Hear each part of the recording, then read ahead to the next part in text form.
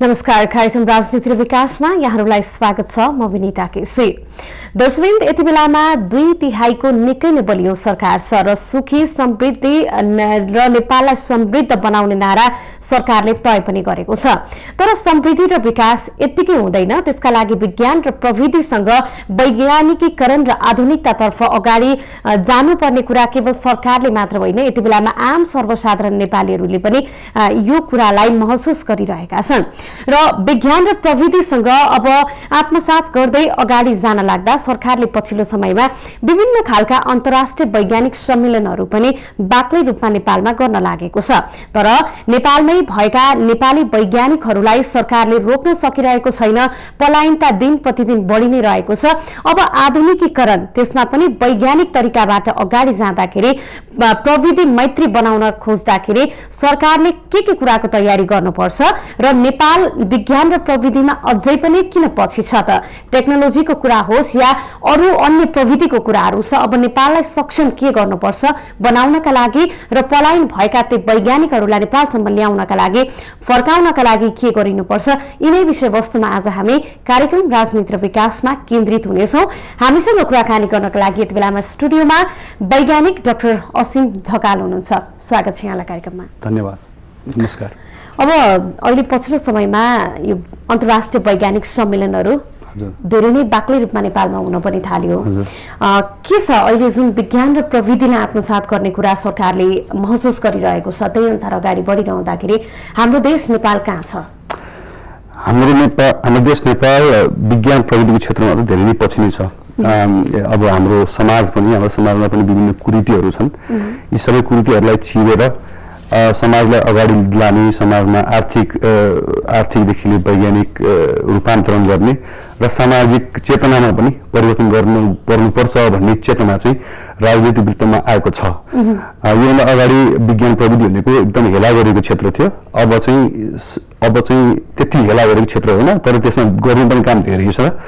अब के गर्नुपर्छ भन्ने हिसाबबाट सायद उहाँहरूले जान्न चाहेको कारणले यस्तो सम्मेलनहरू गर्दै हुनुहुन्छ आजकल अलिक बाक्लै रूपमा। यो चाहिँ एकदम सराहना गर्नुपर्ने हो छ भने अघि गर्नुपर्ने कामहरू धेरै नै छ। यसमा विस्तारै छलफल गर्दै जाँदा। हजुर, अब यस्ता नेपालमा यस्ता खालका सम्मेलन अहिले बढिरहँदाखेरि चाहिँ यो सम्मेलनबाट नेपाललाई फाइदा हुने कुरा चाहिँ के हुन्? केही पनि नहुने भन्दा सम्मेलन हुनु एउटा राम्रै कुरा हो। यसमा छलफललाई सुरुवात गर्नु धेरै राम्रो नै हो। तर यो सम्मेलन भन्दा पनि महत्त्वपूर्ण चिज चाहिँ अरू विभिन्न कार्यहरू गर्नुपर्ने जरुरी छ। तर अफकोर्स अहिले जुन नेपालमा यो चेतनाको विकास हुँदै गर्दाखेरि यो वैज्ञानिकहरूसँग चाहिँ उहाँहरूको भावना के छ भनेर बुझ्न उहाँहरूले खोज्नु भएको छ र यो सम्मेलनहरू गरिरहनु भएको छ। यसलाई सराहना गर्दै पनि उहाँहरूलाई हामीले कति बुझाइसकेको। जस्तै आजभन्दा 2.5 वर्ष भयो म यहाँ नेपालमा बाहिरबाट आफ्नो काम छोडेर नेपालमै विज्ञान प्रविधिको के गर्छु भनेर आएको। यसको यो अन्तरालमा मैले विभिन्न लेखेरै हामीले म लगायत हाम्रा अरू म जस्तै साथीहरूको मिलेर हामीले नेपाल रिसर्च अलायन्स भन्ने एउटा यस्तो संस्था जस्तो हामीले अलिक इन्फर्मल संस्था हामीले दर्ता त गरेको छैनौँ। हामीले त्यस्तो प्रोसेसमा छौँ। त्यस मार्फतबाट हामीले चाहिँ लेखेर नि कति कुराहरू हामी सुझावहरू दिएका छौँ। ती सुझावहरूमा खासै उहाँहरूले त्यति कार्यान्वयन गरेको चाहिँ देखिँदैन। अब सम्मेलन मात्रै गरेर पनि भएन। यी सुझावहरूमा चाहिँ केही कुराहरू चाहिँ सुधार भयो भने चाहिँ राम्रो चाहिँ सम्मेलन गर्नु राम्रो नै हो। तर सम्मेलनमा पनि महत्त्वपूर्ण चिजहरू चाहिँ कानुन बनाउने कामदेखि लिएर अन्य विभिन्न कामहरू बाँकी छन्। ती कामहरू चाहिँ गर्नु प्राथमिकताका साथ अगाडि बढ्नुपर्ने छ। हजुर, यता विकास र समृद्धिको नारा त्यहाँ छ र विज्ञानलाई आत्मसात नगरिकन डेभलप त हुँदैन। यो कुरा धेरै परको पनि हो। यहाँले भन्नुभयो अझै पनि समाजमा त्यो विज्ञानलाई लिएर अलिकति त्यो संकीर्ण सोचहरू अझै पनि छ भनिरहँदा यस्ता खालका सम्मेलनहरू गर्नका लागि साइड जुराउनलाई निकै कठिन पनि पर्यो होला बुझाउनका लागि। हजुर, अब अघिले भने योभन्दा अगाडि विज्ञान प्रविधिमा यस्ता सम्मेलनहरू गर्नुपर्छ भन्ने चेतनै थिएन। अब अहिले बिस्तारै चेतना आएको छ। यसलाई सकारात्मक रूपमा लिनुपर्छ। तर अब यो सम्मेलन किन गरियो भन्दाखेरि मेरो आफ्नो व्यक्तिगत विश्लेषण चाहिँ के छ भन्दाखेरि यो सजिलो छ सम्मेलन गर्नलाई 1 करोड रुपियाँ छुट्याइदियो जस्तो यो सरकारको वार्षिक कार्यक्रमभित्र नै उहाँले राखेर यसलाई चाहिँ सम्मेलन गर्नुपर्छ भनेर सरकारको कार्यक्रममै नीति तथा कार्यक्रम प्रस्तुत गर्दाखेरि त्यो कार्यक्रममै प्रस्तुत गरेर पर्ने भएको कारणले उहाँले त्यसरी राख्नु भएको छ ठिक छ यसलाई नराम्रो भन्नु मिल्दैन तर त्योभन्दा पनि र उहाँले पहिलो सम्मेलन गर्ने भनेर राख्नुभन्दा पनि पहिला कानुन बनाउने यसको लागि आवश्यक पूर्वाधारहरू के गर्ने हो त्यसको लागि बजेट विनियोजनदेखि लिएर यी अब जुन नेपालमा फर्केर आएका वैज्ञानिकहरू अथवा नेपालमै हुर्किएका जुन वैज्ञानिकहरू छ र नेपालभित्र रहेका जुन बालबालिकादेखि लिएर नेपालको समाजमा कसरी विज्ञान त्यसभित्र चाहिँ समाहित गरेर विज्ञान हाम्रो संस्कृतिमा विज्ञान समाहित गरेर विज्ञान प्रविधिलाई बढाउने र यसको बढावा दिने भन्ने विषयमा सोच्नु पर्ने खासै प्राथमिकता त्यो हुनुपर्थ्यो तर अलिक सजिलोको बाटो चाहिँ सरकार अथवा सरकारका सल्लाहकारहरूले लिएको हो कि जस्तो लाग्छ तथापि यसलाई म नकारात्मक रूपमा लिँदैन यो सकारात्मक प्रवेश नै हो तर त्योभन्दा पनि जरुरी चिज अरू थियो यो चाहिँ सजिलो बाटो भयो यसलाई सचेत बजेट छुट्याइदियो त्यसपछि एउटा सम्मेलन गरिदियो हामीले युवा वैज्ञानिकहरूको लागि के गरेका छौँ है भन्न उहाँहरूलाई सजिलो भयो तर त्योभन्दा पनि महत्त्वपूर्ण जुन हामीले अगाडि नै दिएको लेखेरै दिएको 15-20 वटा बुदामा हामीले लेखेर दिएको छ यो गर्नु जरुरी छ अहिले तत्कालै गर्नुपर्ने चिज छ जस्तै नीति नियम कानुन बनाउने कार्यक्रमहरूदेखि लिएर अहिले जुन यसको समस्याको बेल बिस्तारै लगाउँला तर यस सम्बन्धी हामीले दिँदाखेरि 30मा सुनवाई नगरिकन अहिले यो सजिलो बाटो अपनाएको हो कि जस्तो चाहिँ मलाई लाग्छ यो सम्मेलन गर्दाखेरि स्वदेशी लगायत धेरै विदेशी वैज्ञानिकहरू पनि त्यहाँ आउनु भएको हुन्छ र सम्मेलन गर्दै पछि यहाँहरूले विभिन्न कार्यपत्रहरू पनि त्यहाँ दिनुभएको हुन्छ हैन त्यो अनुसारले चाहिँ त्यो कार्यपत्र अब सबै पालना नभए पनि केही हदसम्म चाहिँ सफल भएको छ कि छैन के छ अवस्था मेरो विचारमा छैन योभन्दा अगाडि हामीले धेरै नै कुरा लिखित रूपमा दिएकै छौँ दिँदाखेरि पनि खासै भने त्यसमा सुनवाई चाहिँ भएको छैन कार्यपत्रहरू हामीले उहाँहरूलाई दिने र त्यो थन्काएर नै बसिरहने हो भने चाहिँ खासै यस्तो सम्मेलनको कुनै तात्पर्यता हुँदैन तर यो सम्मेलनमा आएका कुराहरूमा चाहिँ उहाँहरूले सुनवाई गर्न एकदम जरुरी छ हजुर आयोजना व्यवस्थापन चाहिँ कतिको राम्रो थियो जसो हामीले विगतमा भन्दा के र्यापिडली यो प्रोग्रामहरू बढी पनि रहेछ हैन एउटा व्यवस्थापनको पाटोबाट हेर्दाखेरि राम्रो हुँदै गइरहेछ या कस्तो खालको खस्कँदो के छ अब हाम्रो नेपालको संस्कृति नै कस्तो छ भने समयमा सुरुवात नहुने हाम्रो कार्यक्रम सुरुवात गर्नलाई मन्त्रीज्यूहरू अब प्रधानमन्त्रीज्यूहरू जो हुनुहुन्छ राजनीतिक कर्मीहरूलाई नै कुर्नुपर्ने उहाँहरूलाई नै उहाँबाट नै सुरुवात गर्ने उहाँबाट त्यस्तै नै चलन छ त्यो भएको कारणले र उहाँले दिएको समयभन्दा बढी बोल्ने कारणले यी आतिथ्यहरू चाहिँ यो सम्मेलन मात्र नभइकन सम्पूर्ण जति पनि नेपालमा हुने कार्यक्रमहरूमा चाहिँ समस्या के छ भने समयमा सुरुवात नहुने अनि पोलिटिक्स नै घुस्दाखेरि चाहिँ अलिकति टु द पोइन्टमा कुरा नहुने अलि राजनीति अलि पर विज्ञान प्रविधिको कुरा गर्दाखेरि हामी कति कुराहरू चाहिँ हामी फेरि रूढिवादी केही फेरि फर्किँदै कुरा गर्छौँ आज भर्खर एउटा उदाहरण दिन चाहन्छु तपाईँलाई सायद यो भन्न हुने वा नहुने त्यो अर्कै कुरा हो मैले बोलिरहँदाखेरि आज म भर्खर प्रेजेन्टेसन दिएर आएको थिएँ म त्यही कन्फरेन्समा त्यहाँ म प्रेजेन्टेसन दिँदै गर्दाखेरि एकजना अलिकति हाई प्रोफाइलको मान्छे कोही आउनु भएको छ उहाँलाई चाहिँ बिदाई राम्रोसित गर्न नसकिएको कारणले मैले बोल्दा बिचमै काटेर उहाँलाई चाहिँ बिदाई गर्नु पर्यो भने मैले मेरो उहाँहरूलाई चाहिँ त्यो बेलामा मोमेन्टो के दिने कार्यक्रम थियो त्यो अगाडि छुट्नु भएछ के कारणले छुट्नु भएछ मैले बोल्दै रोकेर उहाँहरूले चाहिँ त्यो मोमेन्टो दिनुभयो र त्यसपछि मलाई फेरि बोल्न दिनुभयो फेरि बोल्दा 10 मिनट बोलेँ मेरो 15 मिनट प्रेजेन्टेसन थियो 10 मिनट बोलेँ उहाँले रोक्नुभयो कार्यक्रम भयो त्यसपछि फेरि अनि मैले 5 मिनट बोल्नु पर्यो यो यस्तो चाहिँ संसारको कुनै पनि सम्मेलनमा यस्तो चाहिँ बोलिरहेको मान्छेलाई काटेर यो एउटा चाहिँ अनावश्यक तामझामतिर चाहिँ यो जुन मिडिया छ यस्तो चाहिँ भइरहेछ तर समग्रमा यस्तो कुराहरू जस्तै मैले आज भने सायद उहाँहरू काममा पर्छ उहाँको काममा परिसकेपछि सायद यस्तो गर्न नहुने रहेछ कि भनेर सायद बिस्तारै क्रमशः रूपमा सुध्रिँदै जान्छ कि भन्ने म आशा भएको छु भनेपछि एउटा जे कुराको लागि हामी काम गरिरहेछौँ अहिले हामी विकास र प्रविधिमा जोडिरहेछौँ एउटा टपिक भन्दा बाहिर अलिकति मानमनितो खोज्दाखेरि चाहिँ त्यो इस्युलाई चाहिँ त्यसले डाइभर्ट गर्न सक्छ यो मैले बोलिरहेको छु किन भने त्यो सँग आज यो संग्रह कोट्याउँदाखेरि युवाको सशक्तिकरण भनेर मैले त्यसमा के भन्दै थिएँ भने त्यो तत्कालै भन्दाखेरि युवाहरूलाई गणितै भनेको उहाँहरूलाई उनीहरूको कुरै सुनिँदैन उहाँहरूको भन्दा पनि महत्त्वपूर्ण चिज चाहिँ अलि बुढा युवाभन्दा अलिकति माथि भएका प्रौढहरूको नै उहाँहरूलाई नै बढी प्रायोरिटी दिन्छ भन्दै गर्दाखेरि मलाई काटिएको देखाएको छ र मलाई काटेर अलिकति अलिक सम्मानित कोही मान्छे हुनुहुन्थ्यो उहाँलाई चाहिँ प्राइज दिने त्यो सेरेमनी गरियो भन्ने त्यो भएपछि त्यहाँको दर्शक त्यो जग्गामा बस्नुभएका 2-4जना साथीहरूले त्यो मैले प्रेजेन्टेसन सकाइसकेपछि उहाँहरूले पनि त्यो कमेन्ट गर्नुभयो तर देशको विडम्बना अब तर यसमा सुधार हुँदै जान्छ व्यवस्थापकीय पक्षहरू हाम्रो धेरै कमजोर छन् अब यसलाई बिस्तारै सुधार्दै जानुपर्छ यसमा हामी युवाहरू पनि लागिरहेका छौँ यसमा हामी के गर्न सक्छौँ सहयोग यसमा गर्दै जानेछौँ हजुर अब अहिले सरकारले विज्ञान र प्रविधि नै आत्मसात गर्ने भनेर आफैले नारा पनि तय गरेको छ अर्कोतर्फ यस्ता सम्मेलनहरूलाई पनि बढावा दिँदै नै छ तर कसो भन्दाखेरि अहिले अघि पनि यहाँले भन्नुभयो अहिलेका हाम्रो यो युथहरू अनि त्यसपछि जस्तो स्कुल पढ्ने बच्चाहरू नै भनौँ होइन साइन्सप्रति उनीहरूको इन्ट्रेस्ट अनि त्यो के नयाँ आविष्कारहरू पनि अहिलेको बच्चाहरूले गरिरहेको पनि हामीले देख्न सक्छौँ यस्तो चिजलाई बढावा दिनका लागि चाहिँ जस्तो हामीले पढ्ने त्यो पाठ्यक्रमको शिक्षा मात्रै पनि त्यो पर्याप्त नहुन सक्छ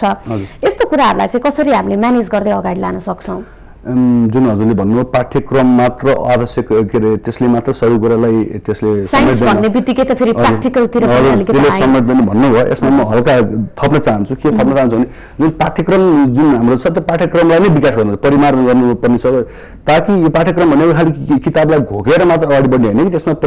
प्रयोगात्मक चिजहरू हुनुपर्छ भन्ने पाठ्यक्रमलाई नै हामीले चाहिँ यसलाई सुदृढीकरण गर्दै जानुपर्ने हुन्छ जस्तै त्यो पाठ्यक्रममा हामीले 50% ठिक छ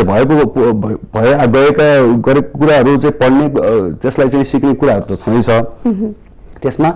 विश्लेषणात्मक क्षमताको वृद्धि गर्ने जस्तै अब न्युटनको ल हामीले पढ्यौँ भने न्युटनको कानुन पढ्दा पढ्दै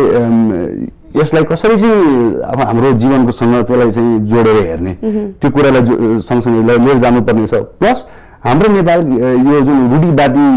नै समाज भएको कारणले यो रूढिवादीलाई कसरी छिर्दै जाने भन्ने कुरा स्कुलदेखि नै त्यो मिलाइँदै जानुपर्छ त्यही भएर हाम्रो पाठ्यक्रम बगैर अर्को कुनै चिज विज्ञानमा चाहिँ बच्चाहरूलाई इन्भल्भ गराउनु भन्दा पनि त्यो चिज जुन इन्भल्भ गराउनु भन्ने चिज त्यसलाई पनि पाठ्यक्रममा नै समाहित गर्दै यसलाई समाजसँग नै जोड्दै त्यसलाई अगाडि लिएर जानुपर्ने मैले चाहिँ जरुरी देख्छु र त्यसमै नै लाग्नुपर्छ भन्ने मलाई लाग्छ हजुर तपाईँहरूले विभिन्न प्रोग्राम पनि गरिरहनु भएको हुन्छ भनौँ न अहिलेको एउटा स्कुल लेभलकोदेखि लिएर कलेजकोदेखि हरेक प्रकारका ती भर्खरको युथहरूसँग पनि साक्षात्कार गरिरहँदाखेरि अहिलेको युथहरूमा यो विज्ञानलाई लिएर चाहिँ एउटा विभिन्न क्वेसनहरू पनि हुन्छ होइन कस्तो छ अहिलेको युथको चाम चाहिँ युवाहरू भनेको स्वभावले युवा तथा बालबालिकाहरू स्वभावले उहाँमा कौतूहलता हुन्छ यो कौतूहलतालाई नै हामीले सही तरिकाले यसलाई चाहिँ यसको चाहिँ सदुपयोग गर्नुपर्छ जब यो कौतूहलतालाई हामीले चाहिँ मार्न खोज्छौँ अथवा त्यसलाई चाहिँ सही तरिकाले चाहिँ यसको वरिपरि प्रणाली हामीले विकास गरेर उहाँहरूको जुन कौतूहलता छ त्यसलाई बढावा दिँदै त्यसलाई चाहिँ विज्ञान र नव परिवर्तनतिर चाहिँ हामीले उन्मुख गराउन सकेनौँ भने चाहिँ हाम्रो समाज पनि पछाडि जाँदै जान्छ तर त्यसलाई चाहिँ हामीले अगाडि उहाँ स्वाभाविक रूपमा कौतूहलता हुने भएको कारणले त्यो कौतूहलतालाई नै बढावा दिने प्रकारको पाठ्यक्रम विकास लगायत उहाँहरूले हामीले के पनि दिएनौँ भने पनि उहाँहरू खोजी अहिले इन्टरनेटको जमाना छ ठाउँ ठाउँमा इन्टरनेट पनि सामाजिक सञ्जालले विश्वलाई नै साँचो बनाइसक्यो हजुर त्यही सन्दर्भ होला उहाँले त्यो नगर्दा पनि उहाँहरूले खोजिहाल्नुहुन्छ अहिले इन्टरनेट मार्फत तर त्यसलाई अझै सही तरिकाले चाहिन्छ किन यो जुन सामाजिक सञ्जाल इन्टरनेटमा सही मात्र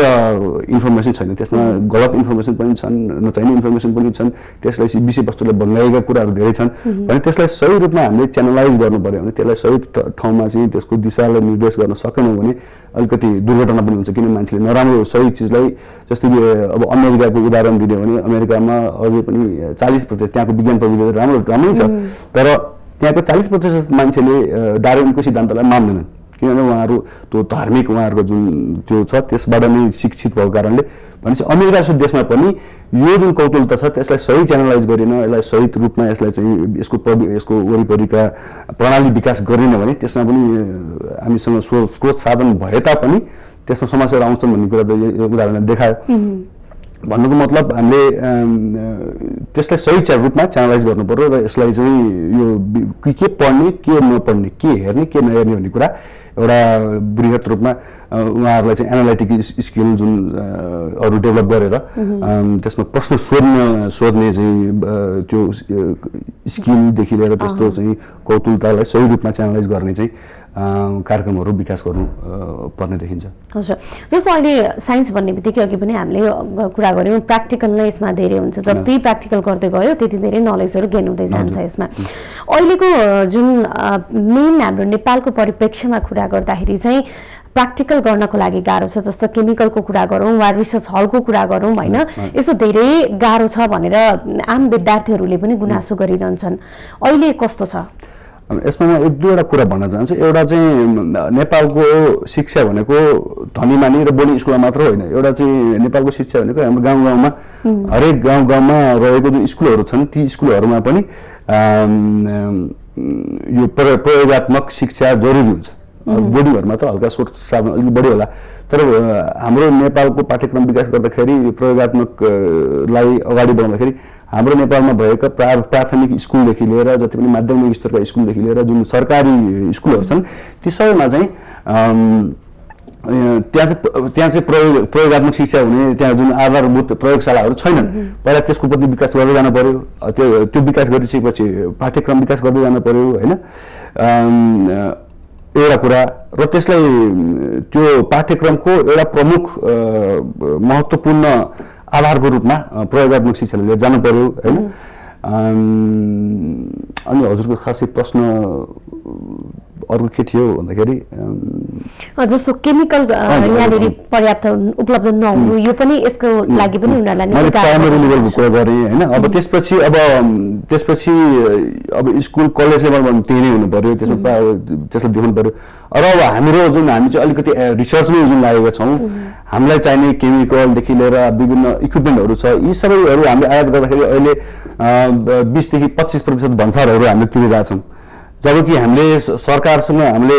केही पनि सहयोग पाएका छैनौँ। त नपाउँदा पनि हामीले विभिन्न स्रोत साधनहरू जोगाड गरेर आफ्नै खल्तीबाट पैसा हालेर भए पनि विभिन्न यस्ता केमिकलदेखि लिएर हाम्रो इक्विपमेन्टहरू साइन्टिफिक इक्विपमेन्टहरू हामीले चाहिँ आपूर्ति गर्दाखेरि लाग्ने भन्सार करमा हामीले छुटै पाएका छौँ। हामीले छुटको लागि हामी विभिन्न कुद्यौँ र विभिन्न तरिकाले निर्णय हुँदै पनि उहाँहरूले कति हाम्रो चाहिँ ब्युरोक्रेसीले कुरा बुझेर ल ठिक छ यो हुनुपर्छ ल यसमा लागि भनेर सचिव स्तरीय निर्णयसँग गर्दाखेरि पनि लास्टमा गएर अर्थ मन्त्रालयले चाहिँ त्यसलाई चाहिँ दिनु मिल्दैन भनेर चाहिँ लेखिदिनु भएको उदाहरण पनि मसँग नै छ। भन्नुको मतलब जुन यो केमिकलहरू ल्याउँदाखेरि भन्सारमा रोकिनेदेखि हाम्रो सामान लगभग 1.5 महिना जस्तो चाहिँ भन्सारमा रोकियो। उहाँहरूले चाहिँ हामीले भन्सार छुट खोजेको थियौँ एउटा। अर्को चाहिँ भन्सार तिर्न सक्ने हामीसँग क्षमता नभएको कारणले हामीले डोनेसनबाट पाएको सामग्रीहरू समेत आयात गर्दाखेरि समस्या छ। अर्को हाम्रो साथीहरूको समस्या के छ भने यस्तो केमिकल हजुरले भन्नु त्यो कति चाहिँ यो चाहिँ आज उहाँहरूले सिप गरेको उहाँबाट पठाएको 1 हप्ता भित्रमै यसलाई चाहिँ लिएर कुल -60 डिग्रीमा कुल गर्नुपर्ने हुन्छ। तर त्यो आउँदा त्यसको ढिलाइ भयो भनेदेखि त्यो हामी त्यत्रो खर्च गरेर त्यत्रो भन्सार तिरेर हामीले चाहिँ लिएर आउँछौँ, तर लिएर अब भन्सारले समय लाउँदाखेरि चाहिँ त्यो वेस्टै हुन्छ, त्यो पैसा पनि वेस्ट भयो। अब यसले सही सदुपयोग पनि भएन। भन्नुको मतलब जुन आयात गर्नुपर्ने जुन सामग्रीहरू आयात गर्नुपर्ने जुन हाम्रो पूर्वाधारको लागि विकास गर्नुको लागि हामी आफैले गर्दाखेरि पनि सहयोग पाएका छैनौँ। तथापि अब म के चाहन्छु भने एउटा वैज्ञानिकहरूको हाम्रो युवा वैज्ञानिकहरूको एउटा भोइस चाहिँ त्यो ठाउँमा पुगोस् भन्नको लागि म के भन्न चाहन्छु भने हामीलाई भन्सार छुटदेखि लिएर यस्ता हाम्रो जुन इक्विपमेन्टहरूदेखि लिएर केमिकलहरू जुन आयात गर्दाखेरि एउटा चाहिँ अलिक फास्ट ट्र्याक मेकानिजम के बनाइयोस् कि भन्ने चाहिँ म आग्रह गर्न चाहन्छु इनकेस कसैले हेर्नु भएको छ भने। हजुर, अब कस्तो भन्दाखेरि यो साइन्स भन्ने बित्तिकै अलिकति गाह्रो पनि सब्जेक्ट, पैसा पनि धेरै खर्च हुने, टाइम पनि धेरै लाग्ने होइन। यदि धेरै समस्याहरू झेलेर एउटा विद्यार्थीले त्यति मेहनत गरेर यो तहमा पुगिसकेपछि नेपालको सन्दर्भमा हेर्दाखेरि जब कुरा गएर ठोकिन्छ जबमै गएर होइन, त्यो चाहिँ अवस्था के छ? एउटा कुरा चाहिँ म के भन्न चाहन्छु भने यो साइन्स गाह्रो विषय भन्ने जुन कुरा छ त्यसलाई म खासै खण्डन गर्न चाहन्छु। खासै भने विज्ञान भनेको त्यति गाह्रो विषय होइन, त्यसलाई सही तरिकाले सिकाउन सक्नु पर्यो हामीले। किन विज्ञान भनेको हामीले जुन देखिरहेको विषय हो त्यसलाई हामीले एनालाइसिस गर्दै डेभलप हुने चिज हो भनेपछि यो गाह्रो किन भइरहेको छ भने हामीले छलफल पनि गऱ्यौँ यो प्रयोगात्मकसँग हामीले चाहिँ यसलाई गरेर जोड्न सकेनौँ एउटा चाहिँ हाम्रो जुन एनालाइटिकल कुराहरूसँग यसलाई गरेर जोड्न सकेनौँ जब यसको प्रयोगात्मक पक्ष र यसको जुन एनालाइटिकल पक्षसम्म चाहिँ हामीले यसलाई जोड्दैनौँ त्यसपछि त्यो एब्स्ट्र्याक्ट हुँदै जान्छ यो चाहिँ एकदम अमूर्त हुँदै जान्छ होइन यसलाई मूर्त बनाउनको लागि यसलाई हाम्रो जीवन पद्धतिसँग जीवन जुन हाम्रो दैनिकीसँग यसलाई जोड्नुपर्ने हुन्छ जबसम्म हामीले यसरी जोड्दैनौँ यो साइन्स गाह्रो नै हुन्छ म्याथमेटिक्स पनि त्यस्तै हो म्याथमेटिक्स पनि अब 2 र 2 जोडेर 4 हुन्छ यी कुरा त हेर्दै सेक्दै जाने कुरा हो यो त कुनै सजिलो कुरा हो खासै त तर यसलाई हामीले सही तरिकाले जोडेर जान सकेनौँ भने गाह्रो हुँदै जाने चिज हो एउटा प्रश्न त्यो भयो हजुरको अनि अर्को चाहिँ यो प्रश्नको अर्को पाटो के थियो मैले बिर्सेँ जस्तो जबको कुरा हजुर अब नेपालमा भन्ने हो भने विज्ञान पढेर खासै भने जब छैन अब जब किन छैन भने नेपालमा चाहिँ विज्ञान प्रविधिसँग सम्बन्धित संस्थाहरू नै छैनन् यिनीहरूलाई प्रवर्धन भएकै छैनन् यसको विकास गर्नु नै बाँकी छ अब हामी लगायत म आइसकेपछि हामीले जुन पुतुङ रिसर्च इन्स्टिट्युट भनेर एउटा अनुसन्धान संस्था गर्ने संस्था जन्मायौँ त्यसपछि त्यसमा 4 जना पोस्टकहरू अमेरिकाबाट फर्केर अमेरिकाबाट येल युनिभर्सिटी जस्ता एकदम ठुलो युनिभर्सिटीबाट त्यहाँ पोस्टक पाउँदा पनि उहाँ छोडेर म नेपालमै गर्छु भनेर उहाँहरू आएर एउटा हामीले चाहिँ एउटा नयाँ जब क्रिएट गरेछौँ हैन यो एक दुईवटा उदाहरणहरू हुन् तर यस्तो चाहिँ धेरै नै गर्न बाँकी छ यस्तो धेरै गर्नको लागि के गर्नुपर्छ हामी जस्ता संस्थाहरू हामी जस्ता वैज्ञानिकहरू जो फर्केका छन् तिनीहरूलाई चाहिँ प्रवर्धन गर्ने नीति नियमहरू त्यस्ता कानुनहरू हाम्रा समस्याहरू सुनिदिने त्यस्तो भएपछि यी बिस्तारै जबहरू क्रिएट हुँदै जान्छन् तर अहिलेको सिचुएसन भन्ने हो भने यस्तो उयोहरू चाहिँ छैन यस्तो चाहिँ विज्ञानमा मैले पिएचडी गरेँ भने कि मैले आफै सुरुवात गर्नु पर्यो किनभने म विदेशिनु पर्यो अहिलेको विडम्बना यही नै छ यता सरकारले त फेरि भनौँ न नेपाली वैज्ञानिकहरू चाहिँ नेपालमै फर्क अभियानलाई पनि नारा नै तय गरेर पनि चलाएको छैन सम्मेलन अब यहाँहरू फर्किनु भयो एउटा इक्जाम्पल पनि हो र प्लस यो देशको माया होइन आफ्नो देशलाई विकास गर्नको लागि यो तपाईँहरूको प्रेरणादायक भूमिका पनि हो अब तपाईहरुलाई चाहिँ पर्सनली अहिले काम गर्नको लागि अब उहाँ सबै एउटा छोडेर आउनु भएको छ आफ्नो करियरदेखि लिएर अब यहीँनिर चल्नका लागि चाहिँ कतिको गाह्रो छ हामीलाई एकदमै गाह्रो छ सर्वप्रथम त विज्ञान प्रविधिलाई नियमन गर्ने यसलाई सम्वर्धन गर्ने कुनै निकाय नै छैन अब नासले म नै नियमनकारी बढी हुँ भनेर नासले भन्दै गर्दा नासले आफैले अनुसन्धान गर्छ अब उसले नियमन पनि गर्ने र उसले अनुसन्धान पनि गर्ने हो भने उहाँहरूको नियमनको जुन सँग र हामीले गर्ने अनुसन्धानसँग त्यो के हुन्छ कन्फ्लिक्ट अफ इन्ट्रेस्ट हुन्छ उहाँले जुन अब हामीलाई स्वीकृति दिने स्थितिमा पुग्नुभयो भने उहाँले त्यो गर्ने उहाँले क्षमता राख्दैन त्यो भएर त्यो क्षमता भन्दाखेरि पनि उहाँहरूको कानुनमा त कन्फ्लिक्ट अफ इन्ट्रेस्ट भएको कारणले यो एथिकल्ली मिल्दैन त्यो कारणले अहिलेको स्थितिमा उहाँले खासै हामीलाई त्यो पनि गरिरहनु भएको छैन के भन्नु छ अनुगमन र हामीलाई सम्वर्धन गर्ने आदि इत्यादि कामहरू उहाँले गरिरहनु पनि भएको छैन भने नगर्दा नै राम्रो हुन्छ अहिलेको सिचुएसनमा त्यसको लागि अलग्गै नयाँ कानुनै आवश्यकता पर्दछ हामीलाई चाहिँ कुनै पनि रूपमा प्रवर्धन गर्ने संस्थाको एकदमै जरुरी छ एउटा यो अभियानमा हामी चाहिँ जो लागेको छौँ हामीलाई एउटा सबभन्दा पहिला त एउटा कानुनी एउटा संस्था चाहियो जसले चाहिँ अब नेपालमा गएको नास्ट नार्क विज्ञान प्रविधि मन्त्रालय त्यसपछि हजुरको हामीले जुन विषयिक अनुसन्धान गर्छौँ जस्तै मैले कुनै कृषि सम्बन्धी कुनै प्रविधिको विकास गर्दैछु भने अब कृषि मन्त्रालयसँग पनि जानु पर्यो त्यसपछि हामी चाहिँ गैर नाफामूलक कम्पनीको रूपमा दर्ता भएको कारणले गर्दाखेरि हामी समाज कल्याण परिषदमा पनि जानु पर्यो त्यसपछि विज्ञान प्रविधि मन्त्रालयमा पनि जानु पर्यो हामीले आर्थिक यी सबै निकायहरूमा गएर हामीले अलग अलग स्वीकृति लिएर अनि हामीले काम गर्नुपर्ने स्थिति छ अहिले एकदमै गाह्रो स्थिति छ तर यो सबैबाट हामीलाई उन्मुक्ति दिनको लागि एउटा आधिकारिक निकाय जसले चाहिँ हामीलाई सम्वर्धन र आधिकारिक निकाय र त्यसमा एउटा स्पष्ट कानुन त्यो नभएसम्म अहिलेको स्थितिमा यो जुन हामीले गर्न खोजेको कामहरू अगाडि बढ्ने स्थिति छैन अब गरिरहेको मान्छेहरू पनि फर्केर जाने स्थिति चाहिँ यो भयावह स्थिति चाहिँ देखिएको छ तर यसलाई चाहिँ अगाडि बढाउनको लागि यसमा एकदम सिरियस भएर यसमा कानुनदेखि लिएर यी सबै कुराहरू गर्नु सरकारहरू अब यस्तो सम्मेलन भन्ने बित्तिकै स्वदेशीदेखि विदेशी वैज्ञानिकहरू र अन्य प्रकारका त्यहाँ भनौँ न सिकेका जानेका मानिसहरू पनि त्यहाँ उल्लेख्य उपस्थिति पनि हुन्छ त्यसमा छलफल गर्दाखेरि एउटा नयाँ नयाँ आइडियाहरू पनि त्यहाँनिर फुट्छ होइन यस्तो सम्मेलनको एउटै थलोबाट चाहिँ हाम्रो नेपाली वैज्ञानिकहरूले सिक्ने कुराहरू र फाइदा पुग्ने कुरा चाहिँ अरू थप के हुन सक्छ अहिले यसपालिको जुन कन्फरेन्स छ यो कन्फरेन्समा चाहिँ हजुरको धेरै कुरा पोलिसी लेभलका कुराहरू छन् यो पोलिसी लेभलका कुराहरूमा खास चाहिँ भने हामीले इनपुट त दिन पर्ने नै छ भने तर खास यसबाट हामीले सिक्ने कुरा चाहिँ किन छैन हाम्रो समस्याहरू चाहिँ हामीले राख्न सक्छौँ जुन हामीले यो कन्फरेन्स हजुर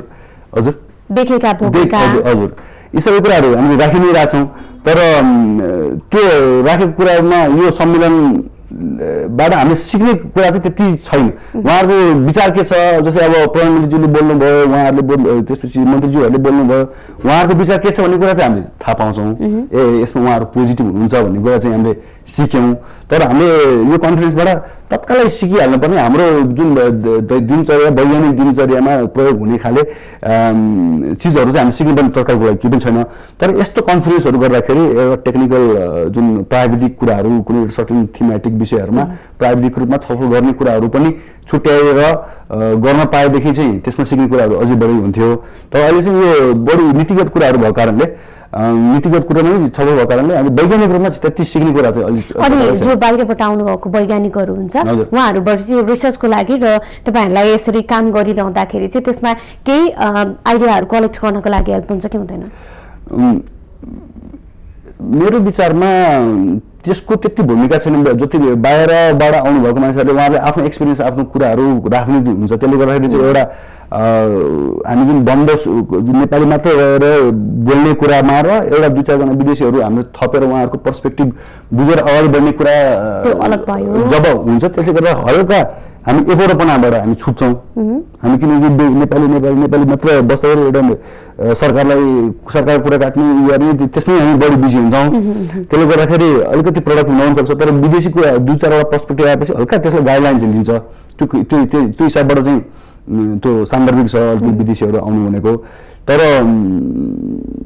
त्यसले नै खासै त्यति महत्त्वपूर्ण भूमिका चाहिँ राख्छ जस्तो लाग्दैन तपाईँ लामो समयसम्म बाहिरै बस्नुभयो वहीँ पढ्नुभयो होइन एउटा राम्रो पोस्ट पाउँदै नि तपाईँ ब्याक टु नेपाल आएर फेरि यहीँ के गर्नुपर्छ भन्ने अभियानमा लाग्नुभयो अब तपाईँको जुन आफ्नो अनुभव छ यहाँ नेपालमा आइसकेपछि पनि काम गर्दाखेरिको ती चुनौती बाध्यताहरूलाई पनि तपाईँले फेस गरिसक्नुभयो अब तपाईँलाई चाहिँ के लाग्छ जस्तो जो बाहिर हुनुहुन्छ हाम्रो गैर आवासीय नेपालीहरू एनआरएनएहरू उहाँहरूले चाहिँ कस्तो प्रकारको एउटा सपोर्ट भनौँ न नेपाली वैज्ञानिकहरूलाई चाहे त्यो नेपाल फर्काउने केसमा होस् वा वहीँ बसेर पनि केही रिसर्चका लागि थप अलिकति मजबुत बनाएर अगाडि लानका लागि त्यो भूमिका कस्तो देख्नुहुन्छ एनआरएनएको धेरै नै ठुलो भूमिका छ एउटा कुरा चाहिँ अस्ति हामी एनआरएन एकाडेमीको छलफल गर्दाखेरि म पनि त्यहाँ सहभागी भएको थिएँ त्यहाँ चाहिँ एउटा कुरा उठेको एकदम जायज कुरा छ नन रेसिडेन्स एनआरएन भनेको चाहिँ त्यो दुहुनु गयो यहाँबाट चाहिँ डलर झार्नुपर्छ भन्ने नै हाम्रो संकीर्ण दिमागमा हाम्रो राजनीतिक वृत्तिदेखि लिएर हाम्रो समाजमा पनि त्यही नै छ एनआरए भने चाहिँ उनीहरूले चाहिँ विदेशबाट कमाएको पैसा ल्याउँछन् भन्ने सोच छ तर यो सोचबाट हामी माथि उठ्नुपर्छ हामीले एनआरएमा भएका एक्सपर्टिजहरू त्यहाँ रहेका वैज्ञानिक प्रतिभाहरूदेखि लिएर सबैलाई चाहिँ उहाँहरूको प्रतिभालाई चाहिँ नेपालमा प्रयोग गर्ने हिसाबबाट चाहिँ हामीले त्यो दृष्टिकोणबाट हामी अगाडि बढ्नुपर्छ भनेर त्यहाँ पनि छलफल भयो र यो कुरालाई नै हामी सशक्त रूपमा अगाडि बढाउनुपर्छ भन्ने कुरा छ नेपालमा बाहिर नासादेखि लिएर अहिलेको जुन लागेको जुन अब्जर्भेटरीहरूदेखि लिएर विज्ञान प्रविधिदेखि लिएर विभिन्न क्षेत्रमा नेपालका एकदम वरिष्ठतम एक्सपर्टहरू चाहिँ विदेशमा हुनुहुन्छ उहाँहरूलाई नेपालमा लिएर आएर एटलिस्ट 1 वर्ष 2 वर्ष लिएर आएर उहाँहरूको एक्सपर्टिजलाई चाहिँ नेपालको विकासमा प्रयोग गर्न सक्ने प्रकारको त्यो प्रकारको चाहिँ वातावरण बनाउनु पर्यो र अर्को कुरा यो सन्दर्भ पठाउँदाखेरि एनआरएनको सन्दर्भ पठाउँदाखेरि एनआरएन पनि उहाँहरू आफै बिचको त्यो राजनीति नै उहाँहरू अल्झिरहनु भएको छ उहाँले चाहिँ नेपालमा के दिने लगानी गर्ने नेपालमा चाहिँ एउटा बिजनेस गर्नेदेखि त्योभन्दा माथिको सामाजिक रूपान्तरणसम्म उहाँले सोच्न सक्नु भएको छैन नेपालमा विज्ञान प्रविधिमा कसरी चाहिँ विदेशमा रहेका मानिसहरूलाई चाहिँ नेपालमा विज्ञान प्रविधिको लागि कसरी रिसर्चको लागि फन्डिङ गर्ने जुन एकाडेमी छ उहाँहरूले बनाउनु खोज्यो त्यो एकाडेमीलाई कसरी चाहिँ हुर्काउन दिने भने त्यसमा लगानी वृद्धि गर्ने यतातिर उहाँहरू पनि सोच्नु भएको छैन। त यसलाई पनि सायद वातावरणको विभिन्न दुवै पक्षबाट जान्छ। भनेपछि उहाँहरूले यदि चाहनु भयो भने गर्न सक्ने धेरै कुराहरू छन्, तर एनआरएनएमा पनि भित्र चाहिँ त्यो पोलिटिक्स नै धेरै हाबी हुँदाखेरि चाहिँ उहाँहरू पनि अलिकति यसमा सोचे अनुरूप चाहिँ लाग्न नसकेको अवस्था देखिन्छ। एनआरएनए भन्दाखेरि त्यसमा त्यति चाहिँ मलाई थाहा छैन। एनआरएनमा चाहिँ म पनि कुनै समयमा सदस्य भएको कारणले म के भन्न सक्छु भने त्यो चाहिँ बिल्कुलै हजुरको यो राजनीतिदेखि उहाँहरूले माथि सोच्नु भएको छैन। को अध्यक्ष बन्ने, को उपाध्यक्ष बन्ने, कुन ठाउँको कुन लोकालिटीको को चाहिँ महासचिव बन्ने, सचिव बन्ने, अनि सचिव बनेपछि उहाँहरूको प्रोफाइल अलिकति हाई हुन्छ। महासचिव भन्नेदेखि त्योभन्दा माथि अलिकति माथि जानुपर्ने आवश्यकता छ। के छ अहिले जस्तो अब विभिन्न खोज अनुसन्धानमा तपाईँहरू लागिरहनु भएको छ, अहिलेको जुन नेपालमा चाहिँ तत्काल अलिक राम्रो खालको होइन यो अनुसन्धानलाई चाहिँ हामीले अलिकति अगाडि लान सक्यौँ भने के उपलब्धि हुन्थ्यो भन्ने खालको केही त्यस्तो छ सफलता? नेपालमा विभिन्न सफल प्रयासहरू हामी युवा वैज्ञानिकहरूले गरेका छौँ। यसमा चाहिँ एउटा मैले भिडियो पनि अघि देखाएको थिएँ। हामी एउटा भिडियो बनाएको छौँ, हजुर दर्शकहरूले अथवा हजुरहरूले जसले पनि हेर्न सक्नुहुन्छ युट्युबमा गएर नेपाल रिसर्च अलायन्स भनेर NEPALRESERCHALLIANC भनेर सर्च गर्नु भने त्यहाँ हामीले बनाएको एउटा भिडियो बनाएर त्यहाँ राखेको छौँ। त्यसमा चाहिँ हामीले गरेको प्रयासहरू र त्यस प्रयासबाट निक्लेका रिजल्टहरू हामीले त्यहाँ हल्का बयान गरेका छौँ, नेपालीमै छ। त्योहरू भने के देख्नुहुन्छ भने हामीले जुन प्रयास गरेका छौँ त्यो चाहिँ अन्तर्राष्ट्रिय स्तरको प्रयासहरू गरेका छौँ। हामीले जस्तै हाम्रो फुटबल रिसर्च इन्स्टिट्युटकै कुरा गर्ने हो भने हामीले न्यानो फोटोनिक्स भनेको जुन विकसित राष्ट्रहरूको लागि पनि एकदमै गाह्रो विषय हो, त्यो चिजको अनुसन्धान चाहिँ नेपालमै गरेको छ। त्यो पनि पूर्वाधारहरू विकास गरेर त्यसमा एक्सपर्टिजहरू डेभलप गर्दै हामीले चाहिँ यहाँ आउँदाखेरि फोटोनिक्स न्यानो फोटोनिक्समा त्यति एक्सपर्टिज थिएन, तर हामी त्यसलाई बिस्तारै विकास गर्दै गएर त्यसमा ट्रेनिङहरू दिएर हामीले आवश्यक पूर्वाधारहरू विकास गर्दै गरेर त्यो न्यानो फोटोनिक्सको रिसर्च अब नेपालमै भइरहेछ। त्यो चाहिँ न्यानो फोटोनिक्सका हल्का जान्ने बुझ्ने अन्तर्राष्ट्रिय प्रोफेसरहरूलाई पनि थाहा छ अहिले। उहाँहरूले के भन्नुहुन्छ नेपालमा चाहिँ हल्का भइरहेछ है यस्तो रिसर्च भनेर उहाँहरूले हाम्रो ट्विटरहरू उहाँहरूले फलो गर्नुहुन्छ अनि उहाँहरूले चाहिँ एकदम राम्रो काम गर्नुभएको छ, हामीले भन्नु पनि भएको छ भन्ने एउटा इक्जाम्पल एउटा चाहिँ उदाहरण यो भयो। त्यस्तै आर्टिफिसियल इन्टेलिजेन्समा चाहिँ रोबोटिक्समा, त्यसपछि हजुरको यो बायोटेक्नोलोजीमा, त्यसपछि नेपालमा भएका जुन जडीबुटीहरू छ त्यसकोमा भएको औषधि तत्त्व गुणहरूदेखि लिएर नेपालमा के कस्ता रोग सङ्क्रमणहरू फैलिरहेका छन् भन्ने बारेमा त्यसको बारेमा देखि लिएर जुन खडेरीदेखि लिएर यी विभिन्न पक्षहरू जस्तै हजुरले कुराहरू जुन बालबालिकासम्म विज्ञान प्रविधिले चाहिँ कसरी पुर्याउने भन्ने बारेमा काम गर्ने संस्थाहरू पनि यी इत्यादि संस्थाहरू सबै नै यसमा एकदम लागिरहेका छन्। युवाहरू बिना कसैको चाहिँ सपोर्ट यो सरकारी स्तरदेखि लिएर नेपाली सरकार र जुन संरचना छ त्यसको सहयोग बगैर नै हामी सुरुवात गरेका छौँ र एकदम पोजिटिभ रिजल्टहरू आइ नै रहेका छन्। तर यसलाई चाहिँ हामीले थप यसमा हामीले लगानीदेखि इत्यादि कुराहरू भयो भने नीति नियमहरू निर्माण गर्नेदेखि लिएर हामीलाई सहुलियत करदेखि आदि कुराहरूमा सहुलियत प्लस हामीलाई जुन यो प्रशासनिक झन्झटहरू छन् जुन यो समाज कल्याण परिषद आदि इत्यादिदेखि लिएर विभिन्न मन्त्रालयहरूबाट स्वीकृति लिने प्रशासनिक झन्झटहरू छन् यसबाट हामीलाई मुक्ति दिँदै लिएर जाने हो भने हामीले धेरै नै राम्रो अगाडि चाहिँ धेरै राम्रो काम गर्न हामी सफल हुन्छौँ भन्ने। अब हामी आज त अब देश विकासमा विज्ञानको प्रयोग कसरी गर्ने होइन देश विकासको कुरा गरिरहेछौँ तर यता फेरि विज्ञान र प्रविधि सँगसँगै लान सकेनौँ भने त्यो कुरा गर्नुको कुनै बहस गर्नुको कुनै तार्किक पनि छैन होइन। अब हाम्रो नेपालमा भौतिक पूर्वाधारदेखि लिएर धेरै समस्या चुनौतीहरू अझै पनि छन्, त्यसमा अब केही स्टेप हामी अगाडि बढिरहँदाखेरि चाहिँ अब सरकार कसरी अगाडि बढ्नु पर्ला केही त यहाँले भनिसक्नु भएको छ। चुनौतीहरू धेरै छन् र यी चुनौतीहरूलाई हामीले सामना गर्नलाई हामी युवा वैज्ञानिकहरू एकदम तयार छौँ। यसमा चुनौती छ, हामी जुन फर्किनुको समय थियो 7-2 वर्ष अगाडि लोड सेडिङ थियो होइन, त्यसपछि अरू विभिन्न समस्याहरू थिए, बन्द हडताल राजनीतिक अस्थिरता यी आदि इत्यादि विभिन्न समस्याहरू हुँदै पनि हामी चाहिँ होइन त्यहाँ चाहिँ भिड्ने नै हो। अब त्यहाँ गएर हरेक चाहिँ समस्याहरूलाई चाहिँ हामी भिडेर सामना गरेर नै हामी अगाडि बढ्छौँ भन्ने उद्देश्यका साथ हामी आएका हौँ। भनेको अब जतिसुकै चुनौती आउँछ त्यस चुनौतीलाई सामना गर्नलाई हामी तयार छौँ। तर यो सामना गर्दा गर्दै हामी हरेस खाने स्थिति चाहिँ नआओस् भन्नको लागि चाहिँ सरकारले हामीले लेखेर पनि दिएको छौँ। तैपनि म फेरि एउटा म भन्न चाहन्छु, एउटा चाहिँ हामीले जुन अन्तर विषयिक जुन अनुसन्धानहरू गर्छौँ त्यो चाहिँ एउटै ढोकाबाट एकै द्वारबाट सम्वर्धन समन्वय र अनुगमन र लगानी पनि गर्ने गरेर एउटा संस्थाको एकदम आवश्यकता छ र त्यो संस्थालाई कसरी गाइड गर्ने भन्ने बारेमा कानुन बनाउनु एकदमै जरुरी छ। यो एक द्वारबाट भएन र अहिले जस्तै हामी विभिन्न ढोकामा चाहिँ ढकढकै जाने हो भने चाहिँ हामी हरेस खाने स्थिति आउँछ। हरेस मात्र खाने होइन कि यस्तो समस्या छ कि सिधै पैसा खाने, पैसा माग्ने, घुस माग्ने, यताबाट घुस माग्ने, उताबाट अडिट गर्दाखेरि तिमीहरू किन घुस दियो भन्ने हुन्छ नि, यो पैसाको खै हिसाब भन्ने पनि गर्दाखेरि त हामी त यताबाट पनि च्यापेन उताबाट पनि च्यापेन, यस्तो स्थिति छ। यो भ्रष्टाचारको विषय त अलग्गै कुरा भयो, तर एटलिस्ट एउटै द्वारबाट चाहिँ यी सबै कुरा सम्बोधन गर्नको लागि सानो कामका लागि 4वटा ढोकामा चाहिँ जानु पर्यो। धेरै ढोकाहरूको एउटा भयो। म यो सूचीहरू म भन्न चाहन्छु। अर्को चाहिँ हामी गैर नाफामूलक तथा गैर सरकारी हामी जुन वैज्ञानिक निकायहरू छन् तिनीहरूलाई पनि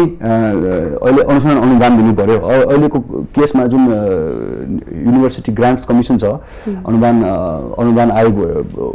विश्वविद्यालय अनुदान आयोग भन्ने छ, उसले चाहिँ विश्वविद्यालयलाई मात्र दिन्छ। यसले गर्दाखेरि हामीलाई कुनै ग्रान्ट चाहियो, हामीलाई चाहिँ आवश्यक हाम्रो अनुसन्धानको लागि, हाम्रो चाहिँ पूर्वाधार विकासमा लागि कुनै आर्थिक सहयोग चाहियो भने हामीले कहीँ पनि जाने कि हामी खल्तीबाट हाल्नु पऱ्यो कि विदेशीहरूलाई नै हामीले चिने जानेको प्रोफेसरलाई गुहार गरेर उहाँहरूबाट चाहिँ आर्थिक त्यसरी नै हामी गरिरहेछौँ अहिले। भने यो स्थितिबाट हामी चाहिँ अगाडि जानु पऱ्यो। हामी चाहिँ के गर्नु पऱ्यो भने नेपाल सरकारबाट नै यसमा केही लगानी भयो भने हामीलाई धेरै सहयोग हुन्छ। विदेशमा जताततै जहाँ पनि जान्छौँ त्यहाँ चाहिँ त्यो देशको त्यो राष्ट्रले पनि लगानी गरेको छ भने हाम्रो सिचुएसनमा पनि किन नगर्ने हैन। अर्को कुरा चाहिँ महत्त्वपूर्ण चिज छ भने जुन यो बौद्धिक सम्पत्तिको संरक्षणको हिसाब, जस्तै नेपालको हामी चाहिँ अहिलेको नवप्रवर्तन भन्ने शब्द आएको छ, यो भनेको इनोभेसन हो। जब इनोभेसन भनेको जब बौद्धिक सम्पत्तिलाई नै हामीले एउटा महत्त्वपूर्ण पाटो लिएनौँ भने इनोभेसन हुँदैन। किनभने मैले कुनै पनि नयाँ चिज मैले विकास गर्छु भने त्यो नयाँ चिजको सम्वर्धन हुँदैन, त्यसलाई चाहिँ कसै मान्छेले सजिलै कपी गर्न सक्छ र विदेशीहरू कसैले कपी गर्न सक्छ भने म त्यो चिज विकास गर्नै सक्दिनँ। किन विकास गर्नै चाहन्न, किन चाहन्न भने त्यसले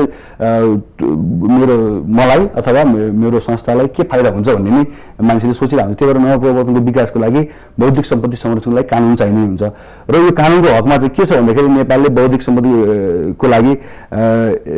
जुन अन्तर्राष्ट्रिय पेटेन्ट सहयोग सन्धि छ त्यसलाई अनुमोदनै गरेको छैन। इनकेस अहिले हामीले अन्तर्राष्ट्रिय पेटेन्ट गर्ने हो भने 20 देखि 25 लाख खर्च गर्नुपर्ने स्थिति छ। इनकेस नेपालले चाहिँ त्यसलाई अनुमोदन गर्ने हो भने चाहिँ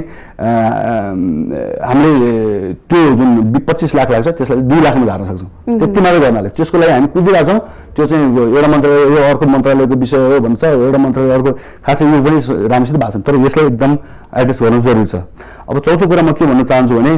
यो हाम्रो सामग्रीहरू आयात गर्दाखेरि यसलाई फास्ट ट्र्याक मेकानिजम एउटा बनाउनु पर्यो। अर्को चाहिँ हामीलाई चाहिँ कर भन्सार कर लगायतका सहुलियतहरू दिनु पर्यो। हामीले त्यसको सही सदुपयोग गरेको छ कि छैन भन्ने कुरा अनुगमन त हामी हुन तयारै छौँ। अनुगमन हुने